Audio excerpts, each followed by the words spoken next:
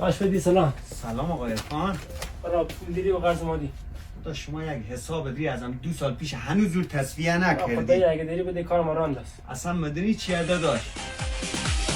همون یه دفعه که بهت قرض دادم، همون یه دفعه که به حساب دادم، دیگه واسه یه پشتمم بسه، به حساب نمیدم. همون یه بار که رو حساب رفاقت قرض بهت دادم من کثافت، دیگه واسه یه پشتمم بسه، به قرض نمیدم.